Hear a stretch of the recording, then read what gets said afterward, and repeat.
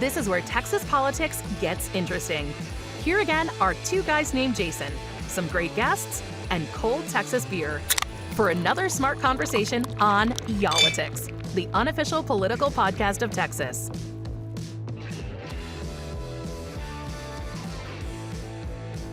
Everybody, we are back at the Community Beer Company in Dallas. It's just to the west, right, of downtown Dallas, northwest. Yeah.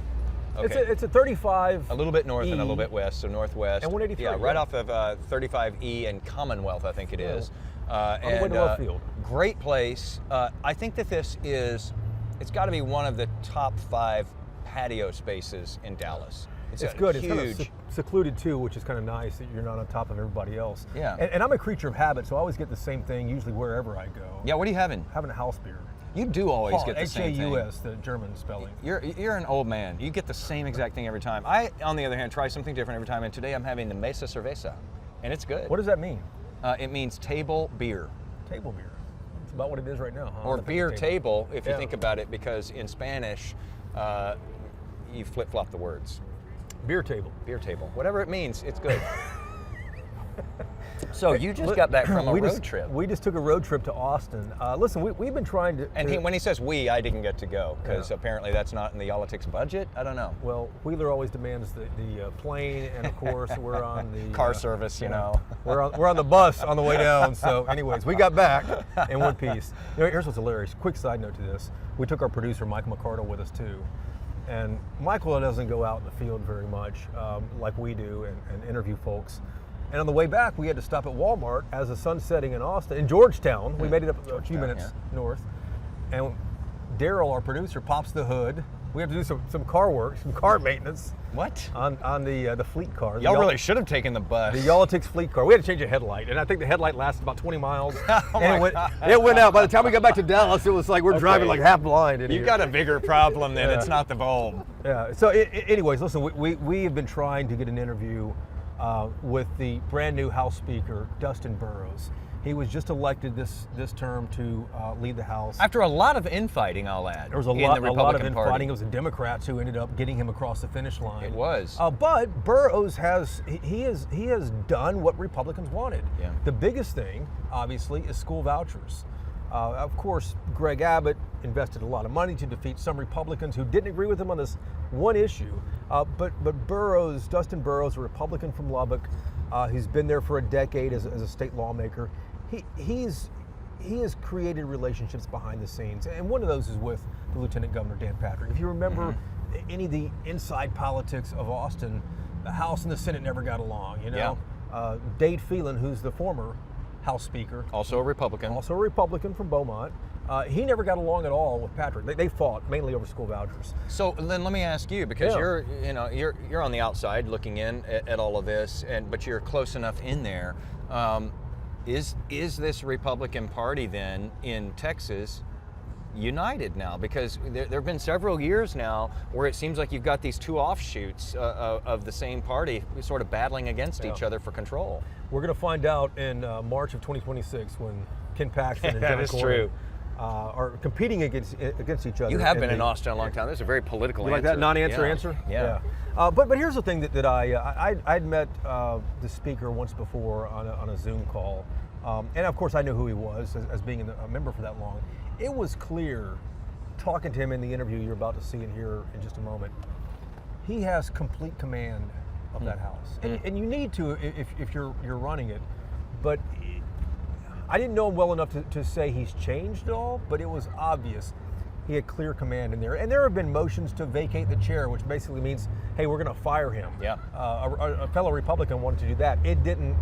I think got 2 votes out of 150. So it's obvious that Burrows has a clear command. Listen, we wanted to talk about all kinds of things. There's a month left in the legislative session here. We saw school vouchers pass. What has not been talked about at all is the billions more that was passed for public schools, public school funding. What's going to happen at the Texas Lottery? What's going to happen with THC? Is that going to be banned in Texas? There are a lot of things still on the table besides vouchers, besides public school funding. And we had questions for Speaker Burrows. And we went to Austin. We got to go into his private conference room there behind the House chambers on the second floor of the Texas Capitol. And we had a bunch of questions for him. Here they are. Mr. Speaker, thanks for having us here. Happy to be here. Thank you. We appreciate that. We're closing in on the final month of the legislative session here. Anything that you did not expect in this new position you have? Look, the House is meant for, surprises, which means when things happen, you just kind of go with what it is. But it's been a good session so far. I'm very happy with where things are at. I'm happy with the House's relationship with the Senate, the governor. I think we're on track to have a very good session. A lot of differences this session here, and you've done what your predecessors have not, getting school vouchers passed. How soon could the governor sign this landmark piece of legislation into law? By the end of this week. By the end of the week? By the end of the week. That's a pretty huge deal then to have it done during the session. It is. I mean, we passed some big priority bills. We had our first bill signing today. We're going to have another bill signing, I'm assuming, in the next 2 weeks on school choice, and we're getting big things done for Texans.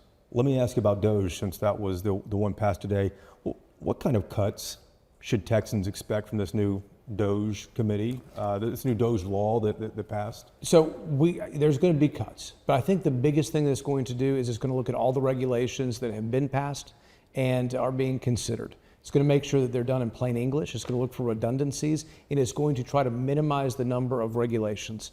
I mean, if you look at the regulatory burden on the average business in Texas, it's too big. And this is designed, Texas DOGE, to streamline that. What do you think they'll find? They're going to find all sorts of things. You look at Texas DOGE and the Texas House already. I mean, who would have predicted that Giovanni Capriglione and his committee would have looked at some of the Medicaid contractors and what they've discovered? And they're still working hard to uncover and find waste, fraud, and abuse. Is there going to be a significant cost savings, do you think, to taxpayers? I sure hope so. At the end of the day? That's going to be the intention. Let's talk about ESAs here. There are a number of private schools in Texas that I've heard from that just aren't interested in vouchers. They're afraid there might be some future accountability for those schools if they take the money. Should lawmakers do anything to incentivize private schools so there really is school choice and parents can really send their children wherever they want? Here's the good news. For those private schools that have those concerns and do not want to participate, they do not have to. For all the ones that there are several others that would actually love to participate in this program. And I think we're going to see some of the private schools that have been in business and operation for a long time in this state. When I think about it, I think about the Catholic Church and the schools they have. I think you're going to see them expand and grow and provide more opportunities because I think they're very excited about this program. What do you tell these other schools outside the parish schools that might have concerns that there may be some future accountability tied to this money? This bill makes sure that that is not going to be the case. It makes sure that private schools are going to be able to operate the way they always have. They have big, significant safeguards and protections, and they also will always have the right not to participate if they so choose. Lost in the conversation about vouchers is the historic amount of money put towards public education. How big of a deal was that? It's the biggest bill we passed this session. Why do you think it was lost in this conversation? I don't know. I mean, it shouldn't have been. We've held a press conference about it. It is HB2, meaning when we look at numbers, the only thing more important is the budget, which we are constitutionally obligated to pass. For the Texas House, it is the big win of the session. And I feel it has a lot of momentum, even in the Texas Senate and with the governor. So it does a lot of good things, takes care of our SPED children, our special education, deals with full day pre-K funding, a lot of the things that we've been hearing about. And I think our public education community is very excited about HB2. Did the passage of HB2, the public school funding, did that squelch concern from critics, rural Republicans who might have been concerned about vouchers, do you think? I don't know if the two are necessarily tied together or not, but what I can say is House Bill 2, combined with a few of the other programs that we're doing in addition to that, means this session we will have been committed to spending more on public education than in the history of Texas, even after being adjusted for inflation. That is a historic win, and we're taking care of some much needed things. Teacher pay raises, special education funding, full day pre-K, things that I think are very important that we hear about and very excited about. One more ESA question here. Do you anticipate expanding the voucher program at all in the future? Do you think that $1 billion of the biennium will be consumed? So look, we hope that there's a huge demand for it. I think there will be. I think that as soon as we have this program available, people sign up for it, we're going to see a huge demand for that. And if the demand is there and the children are being educated, we're going to have excitement, and I can see future legislators wanting to continue to grow it and invest in it because it's going to work. But you're expecting a huge demand. I think there's going to be a big demand. I really do. Let's talk about the budget for a moment here. House and Senate budgets both leave $40 billion on the table that can't be spent unless lawmakers break the spending cap. Is that a possibility at all, do you think? I don't think we will. Look, I mean, we don't know what the economic certainty is going to be. We don't know where it's going to be. I think it's always good to leave money in the bank. I think it's very good to basically leave some money available so that, when we return to future legislative sessions, that we have a bit of a cushion. I think Texas taxpayers expect us to be responsible with their money. They expect us to be responsible with budgeting, and they may want to make sure that we don't put ourselves into deficit spending, which we don't do in Texas. What happens to that money? Does it stay on the balance sheet? It doesn't go to the rainy day fund, does it? Yeah, so there's a certain amount of money that's going to go to the rainy day fund, and I think there's some additional monies beyond that I would like to hold back for next session to make sure that, we're not bare cabinet when we return potentially. Not bare cabinet? No. Haven't heard that one. Fiscal conservatives in your party they're critical about the state budget increasing again this session. What do you tell those critics, especially at a time when we're all watching what's happening in D.C., where agencies are being eliminated, people are being fired, et cetera? I'm going to push back real quick. I'm not so sure they're really fiscal conservatives. I think there's some people who want to make their political mark by complaining about everything that we do so they can show a differentiation. That's politics. Does it make them more fiscally responsible or opportunists? I don't know. I'll let people be the judge of that. But if you look at our budget, we have 5 spending constraints. We are underneath all of those, including growing the budget beyond population plus inflation, a bill that we passed in 2019, historic, something I fought for the first 2 sessions I was here. We have 5 different spending restraints. We do not have deficit spending. We do not have a DC-style budget.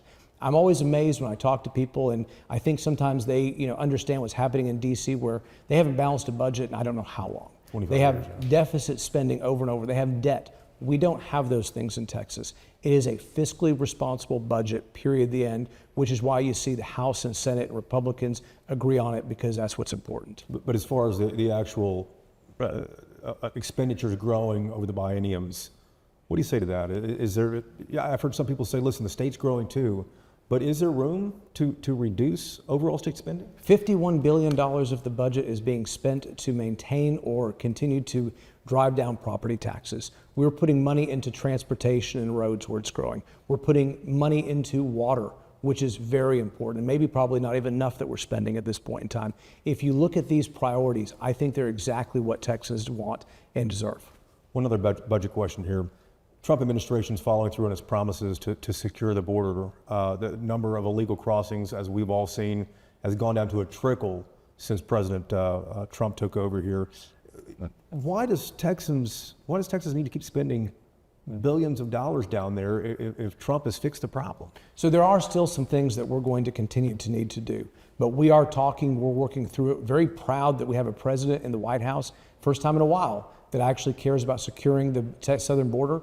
And with what they're doing and the investment they're making, I'm not so sure we're going to have to spend everything that we have budgeted for it, because Trump has stepped up. What else does the state still need to do, though, with Trump stepping up? So there's still lots of infrastructure down there that needs to be done. There's still going to be a need for some of our state guard to be down there. There's still going to be some things that we're going to need to do to maintain, what we've already started and what we've been doing. And we also have, some wall that we've continued to build, and we need to finish out what we've started.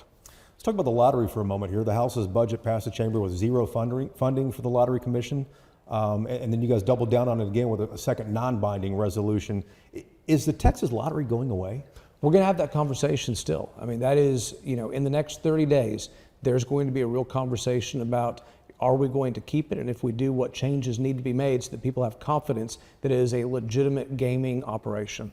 Should the lottery be abolished? We saw the lottery director resign the other day. The lieutenant governor has plenty of questions. I know you guys do too. Should the lottery be abolished? I'm not there yet, but we're continuing the conversations to basically get a sense of where we need to be on that.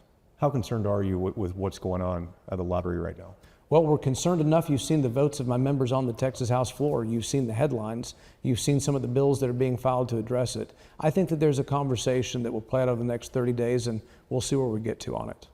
Tell me about your relationship with Lieutenant Governor Dan Patrick, though, because you've done what your predecessors have not. You've cultivated a relationship with him and successfully worked with him to pass some huge Republican legislation, the public school funding, ESAs. What are you doing that your predecessors did not? Well, I can't make comments of where things have went awry or what's not been in the past, but I have respect for the Lieutenant Governor. We don't always agree on things, but there's a lot of common ground that we have. There's a lot of the same worldview that we have. But I'll tell you, it's whether it's business, whether it's politics, whether it's any other relationships, the whole thing is to continue the conversation over and over. And so I think the one thing that he and I are doing well is we're keeping the line of communication open, and we're talking about things as they come up. How often do you talk to him? Frequently. Do you? I mean, weekly, or is it more than that, I guess? At least weekly. Okay. A few last questions here, Mr. Speaker. Affordability is becoming a huge problem in Texas, as you likely know. Housing costs, insurance costs, property taxes, which the legislature is addressing here. Should the legislature be doing more to address these specific issues affecting Texans in their wallets and pocketbooks? We're trying to do more, and I think we will do more. If you look at housing affordability, one of the biggest costs in there, one of the biggest hidden costs is time. So if you look at new construction, the time from actually purchasing a piece of land and getting permits and trying to actually get something built, it's too long. It's unnecessary long. And time is money. That's capital that's out there in the marketplace. We're trying to speed up third-party permitting, and we have bills in both chambers to address that. We're looking at other creative ideas to try to make sure housing affordability is there. We have a slew of bills dealing with health insurance costs, trying to figure out whether or not some of these mandates have made them more expensive. So we are looking at these things and trying to figure out what we can do in the state of Texas to make things more affordable. How about property insurance? We've had companies leave the state of Texas. Property insurance, absolutely. And there's a series of bills out there talking about that, looking at that. We've heard lots of people say it's gone up. There are a number of open seats next year, competitive races for U.S. Senate, Attorney General, Comptroller. Do you plan to make any endorsements at all? Ask me again after session. After session. Do you plan to run for anything else? I do not. Okay. I've heard some chatter, and I don't know how serious it is, but do you expect there to be any special sessions this summer? Obviously, if we get the priorities done, we get the things done for Texas, I'm hopeful we don't have one. I think we're on track not to at this point in time, but we're not going to know until, June 2nd, sine die. And THC is another kind of flashpoint issue that a lot of folks have. Where do you think that's going to end up? I've heard the Lieutenant Governor say, listen, if the House doesn't pass this, we don't get this passed, that he would force a special session. Look, we've had committee hearings on it. I am concerned about many of the products in the marketplace. If you look at some of the Chinese vape and some of the places it's being sold, I think there's bipartisan support for banning a good number of those products. I think there's some products people want to have the conversation about keeping for access. I think that all of that's going to be coming to the floor very soon. The members are going to try to figure out what is the right balance. Total ban, do you think the members would support that? We're going to find out. At the end of the session, how are you going to determine success for your first session as Speaker? Look, I want to make sure that all of the members had an opportunity to represent their districts. I want to make sure all of the members who've come down here to be good representatives of their district are able to say they felt that they were fully heard. They were fully able to advocate for their districts, that they've had legislative success. And, it's really going to be about the other members' success that's going to define whether I feel I was successful as Speaker or not. Democrats helped get you elected. You end up passing these behemoths of bills that Republicans really wanted, ESAs, et cetera. At the end of the day, do you think you've redeemed yourself at all with conservative colleagues who had questions early on? I don't think about things in those terms, right? I've been here now for over a decade. I have friends on both sides of the aisle. I think that they basically have supported me for a great many of reasons. Nobody was disillusioned that, I have a conservative bent in the way I've legislated, the way I have a worldview. But I want to make sure that even if you don't have the same worldview, that you're going to be respected on that House floor. You're going to be able to bring legislation that works and solutions that work, and that you're going to be heard and fully and meaningfully participate. So I think that's what's going to define success. Mr. Speaker, thank you for the time, sir. Thank you. Getting all the answers. I appreciate that you did this because, like you talked about, it seems like vouchers, obviously that's a huge issue, and it has sort of taken up all the oxygen for the reporting that's been coming out of the legislature. So it's good to know and be able to put a pin in some of these other things and figure out where they are in the process right now as well. I know that you spoke to somebody who's very prominent on the other side of the aisle. Before we get to that, though, you were recognized a lot in the Capitol this time, weren't you? I've been mistaken for a lot of people over the years. I've been mistaken for FBI agents, insurance guys, criminal adjusters. At some point, right? No, that was No? you. Okay. I've been mistaken for Jason Wheeler. I can't tell you how many times. And we talked about this on the podcast before. How they say, love watching you on Channel 8. I said, thanks a lot. I appreciate it. Appreciate you listening. Your money segments are fantastic. You're like, that's the other Jason. I'm like, That would be I work on them, but I clearly have more work to do. But when we're down there, we're walking into the extension, and a guy walks by and just has the biggest, it looks like a lobbyist, biggest smile on his face. Hey, Mr. Chairman, how are you? And what did you answer back? And I kind of smiled, and it took me a second to figure out, like, who is he confusing me with? And I said, no, sir, I'm not the chairman. That is great. He thought I was Brad Buckley, the veterinarian from Killeen, That who is is hilarious. the chair of the House Public Education Committee. I'm looking this up right now check to him see if out I and can see. see Check any him out likeness and there. see. Brad Buckley, okay. Trey Martinez Fisher says, hey, you guys look a lot alike when I was talking to. So it's more than one person who's. Daryl, who else was it? There is. Okay, I see it. Oh, in the Speaker's office. I see it a little bit. They had a similar profile. I can see in this. the Speaker's office. This is Chairman Buckley. I'll put his picture. pull Yeah, his picture there's up some here. similarities there. That's in the chairman's office, I said, hey, we're about to interview the speaker here. Do you have any flags? If you notice there, if you're watching this, we had flags in the video there with Speaker Burrows. And when the people brought in the flags, they said, Mr. Chairman, where would you like us to put To the left. A little more to the left. I thought, surely you got to be kidding me. There was a fourth person as well. I can't remember who That's it was. insane. So when I got out to the floor and I was able to get Chairman Buckley's attention, I'm like, listen, for better or worse, people think that I look like you. I've cussed a lot of people out today in your name. But people like Buckley. Oh, well, Both that's good. sides, they respect him. You want to but be people mistaken for somebody people like. I know, yeah. Instead of being mistaken for you, like I am quite often. Well, the difference between you and me is Yeah. I would have let them continue making the mistake. Could somebody get me something to drink? People in Dallas might recognize this one too. The last thing, then we'll move on here. I used to get mistaken quite a bit for Brett Shipp. Yeah, I can see that. And well, Brett's older than I am. Brett, I love you, but Brett's an investigative reporter. If you don't know Brett, and Oh, Brett you never was- knew how that relationship was going to be with somebody. And yes, and Brett wasn't afraid and isn't afraid to get into somebody's face to get the truth and get questions answered. And I was always afraid, Mr. Shipp. No, right. that is not me. Not me at all. Not me at all.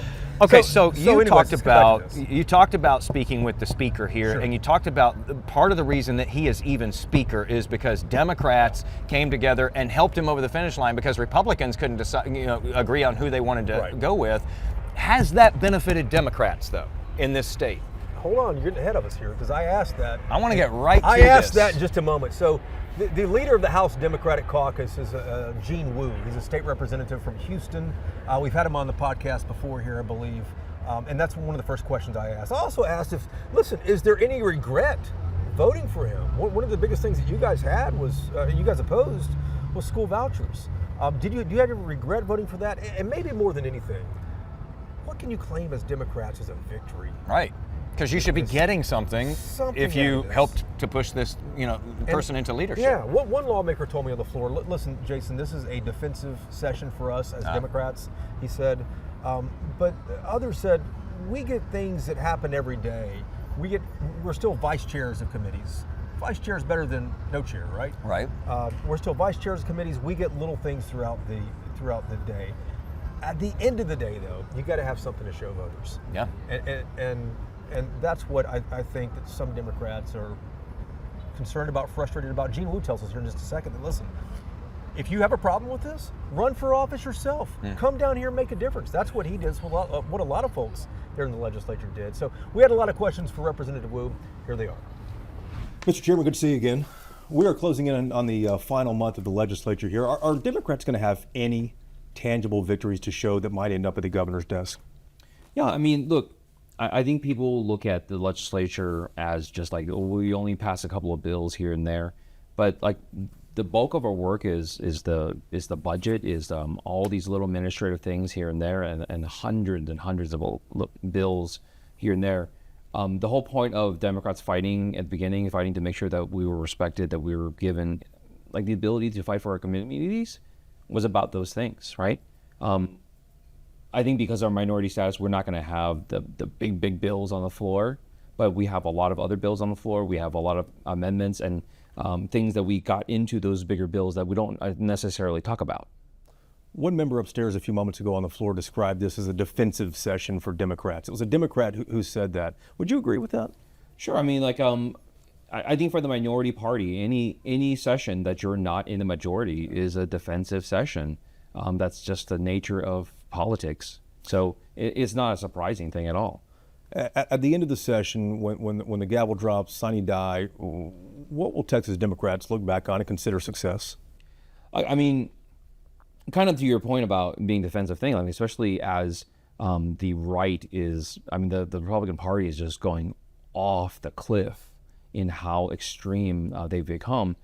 We've had to do more and more of the dealing with, as people are struggling to survive, as costs are going up, they're filing stuff about DEI and trans kids and all this stuff. Like what is this? Why are you doing this? You guys have already passed every single bill you could possibly want on all these things, and you want to keep doing this stuff instead of actually dealing with people's incomes, dealing with the rising costs of food, dealing with, insurance companies are pulling out of the state. What are we doing about those, right? And we don't have as much time to work on those because we're dealing with the nonsense. Let's talk about vouchers for a moment here. You said the other day after they passed, you said the fight's not over on vouchers. What's next? So look, one, the bill, even if the governor signs it, which, I would encourage people to start calling the governor and saying, hey, you don't need to sign this thing. You don't have to. You should listen to us. But he wants it more than anybody. But he is a politician nonetheless. And politicians, ultimately, you need to listen to the people who put you in office. And the public needs to tell them, you need to listen to us and not a couple of billionaires who wrote you big checks. At the end of the day, we are your bosses, not them, right? And if the government decides that his bosses are actually 4 billionaires and Donald Trump's, then so be it. But the public needs to tell him, we are your boss. We are telling you to veto this bill. But when you said that the fight's not over on vouchers, is there anything planned next? Is there legal action? Is there anything else that you can do without going into too much detail about what the next strategy is, I think one, the stuff doesn't go into effect for another 2 years, right? And I think it would be a good time with those intervening 2 years, if the communities want to start electing members that will actually listen to them and actually do what their community has asked them to do and defend the community the way the community wants to be defended, you could elect new people and we can come back and say, like, you know what, we were just kidding 2 years ago. We're going to pull this back, right? But we need a body and a governor who's willing to do that.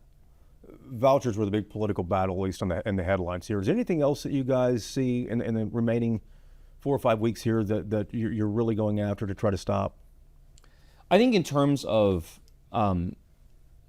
just insane things, there's tons of insane things, but I think for the most part, the House has really tamped down on it, or at least made an effort to, and tried to focus more on bills that actually move Texans forward and things that actually makes people's lives better. I know that a lot of those pieces of legislation they're in the House. They're stuck in the House because the Senate is happy to rubber stamp anything that Governor Abbott or Dan Patrick puts on their desk. But I think the House, in looking at everything that's going on, is really asking the harder questions like, wait, why are we doing this? Is this something that's actually important for the people? Is this something that we've already covered multiple times? And given everything that's happening right now, is this really a priority, or are other things dealing with things that directly affect people's lives, like income and food costs and everything else? Are those more important? Like affordability. And that kind of leads to my next question here too. Last time you and I spoke, it was right after Democrats got Dustin Burrows elected as Speaker. Burrows went on to pass school vouchers. That's huge Republican priority. Is there any regret voting for Burrows? Look, that's up to individual members. I think no matter what the choice was, our choice was between someone who has basically said that they would give us power, would give us the ability to defend ourselves and speak up for our legislation, versus somebody says, no, we'll cut you off at the knees. So no matter what happens with vouchers, I think those kind of like decisions are really clear. It's like, why would we ever work with somebody or give our vote to somebody that says you have no power, no place here? Has Burrows lived up to any of the thinking that Democrats had? Look, I think, has Burrows lived up to his word? I think that's for individual members to make their own decisions on. But a lot of the commitments, like making sure that Democrats have power in committee, making sure that our bills go through, making sure that people aren't just voting against us just because we're Democrats, and actually vote on the policy. I think we've seen those, but like, let's wait till the end of the session to make a decision. A few last questions here. Let me ask you about THC. The House bills to ban THC is still in committee. Yeah. It's a little different from the Senate version, obviously. The House wants to allow THC in beverages. Is this going to get to the House floor, do you think? I don't know. And I think in the current form, both bills are just bans of different kinds, right? The Senate bill is a total and complete ban, which is, I think, for the vast majority of people, is just a non-starter.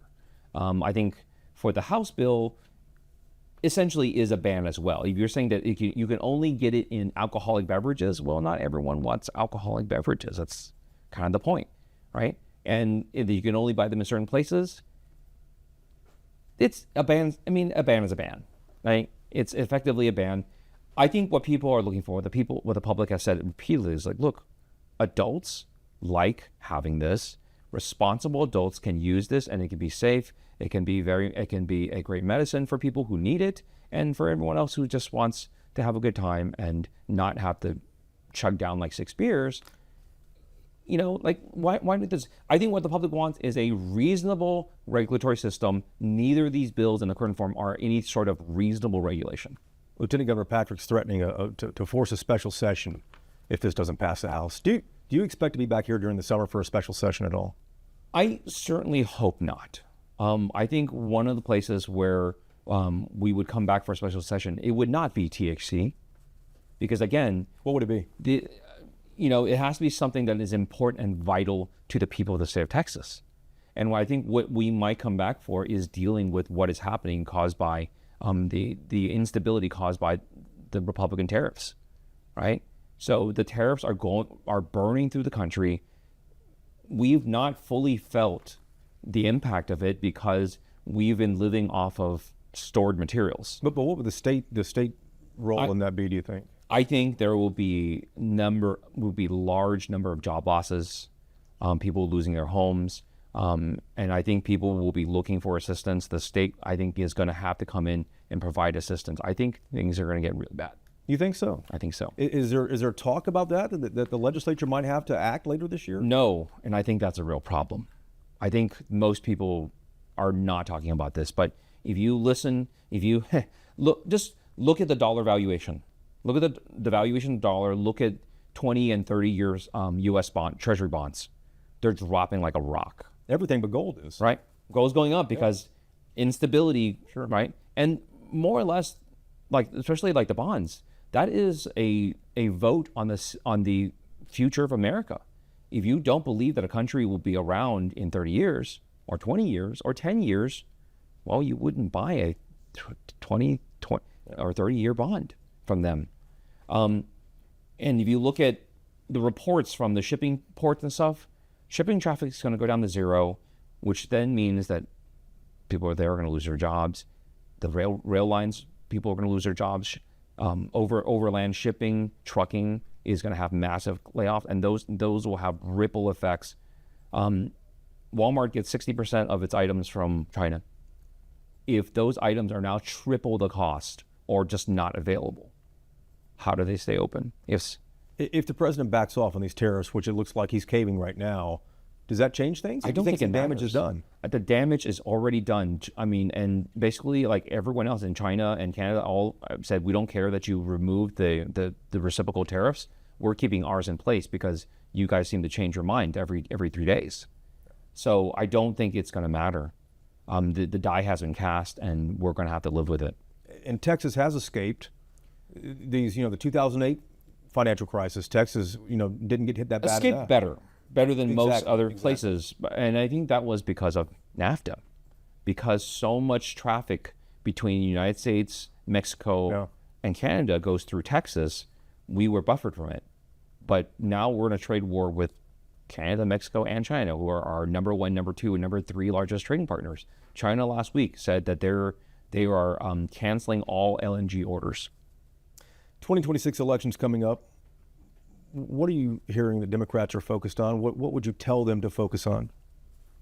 I've not heard anything. I think for us, the session is the first priority. Finishing that up. Finishing it up and dealing with the things here. But like, I don't think my message, honestly, would be any different than what it's been. Is like, Democrats are going to focus on the things that people actually care about. We will always defend people being bullied, but our main defense is the defense of the American people, the defense of the middle class, right? And everything that we've done in the last 30 to 40 years has been about slowly eroding the stones that lift up the middle class, right? Public education, healthcare, public infrastructure, strong government, having great government jobs, all those things keep the middle class in the middle class. And all those things that we've now finally realized with the passage of the voucher bill and everything, that those things have been chipped away.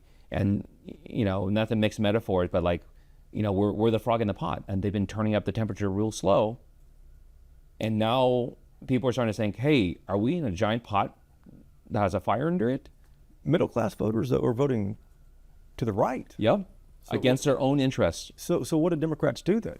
I think we, as people have their find out moments, as we're going through this year, and I think 2025 is going to be a year of finding out. Yeah. And really, Americans are going to find out the hard way that elections have consequences, that even inaction or non-voting is voting, and that you get what you vote for, right? And if you vote for policies, you vote for people who push policies that are bad for you, but you feel like, you know, they're speaking your language on social issues because they're told you who to hate, well, there are consequences for that. And I think what Democrats need to do is we need to stand right where we have always stood. It says Democrats have never moved from this spot. We have always been about fighting for the middle class, right? We have always been about education, about healthcare, about jobs, about doing all those things that make life possible in America. That people don't have to scrape and scrimp every single day for every single thing. We want to go back to America where, like, we want to go back to the Homer Simpson America, where you can have a decent job that takes care of a nice house, that if your spouse doesn't want to work, they don't have to work, and you can take care of 3 kids and whatever else.